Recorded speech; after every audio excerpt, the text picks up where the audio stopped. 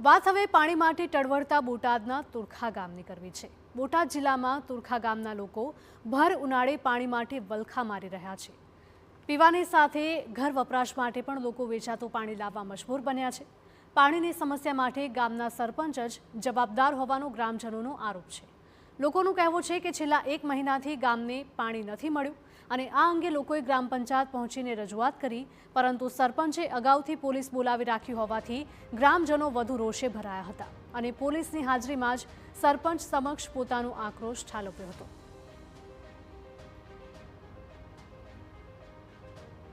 પાણી તો મહિનો 1.5 મહિનો થયો। મતદાનમાં ચૂંટણી દી એક હારે 3 દી દીધું અને પછી પાણી દીધું નથી। આ ચૂંટણી દીથી પછી પાણી બંધ છે।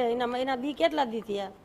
એટલા દિવસથી ગયા તેથી મનોહરભાઈને અમે 25 બાઈ ગઈ હતી, એના ઘરે ગઈ હતી। એના હો કે અમને જણાવ્યું નથી। જણાવવાના બદલે કે તમે એક દી અમને મોલ જ દો।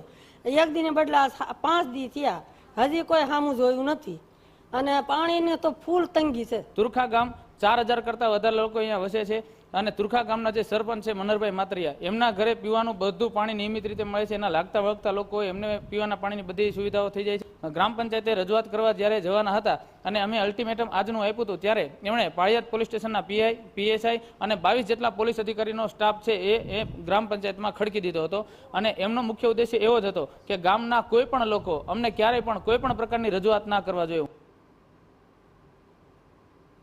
વધુમાં લોકોનો આરોપ છે કે સરપંચ મનહર માતરિયા પોતે બોટાદ માર્કેટિંગ યાર્ડમાં ચેરમેન હોવાથી ગામમાં તાનાશાહી ચલાવી રહ્યા છે।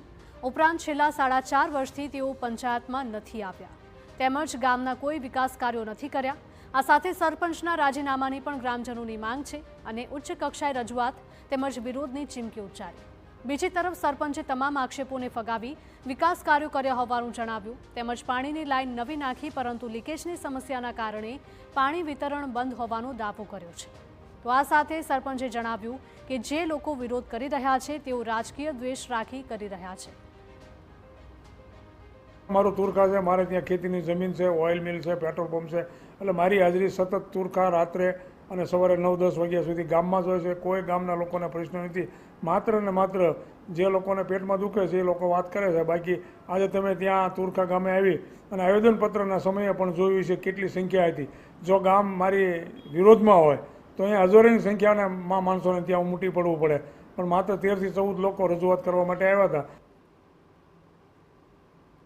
એક તરફ પાણીની સમસ્યાથી લોકો હાલાકી ભોગવી રહ્યા છે, બીજી તરફ સમસ્યાના નિરાકરણના બદલે સરપંચ પાણી મુદ્દે રજૂઆત કરનારને વિરોધી ગણાવી રહ્યા છે। ત્યારે હવે એ જોવું રહ્યું કે ભર ઉનાળે તુરખા ગામના લોકોને પાણીની સમસ્યામાંથી છુટકારો ક્યારે મળે છે।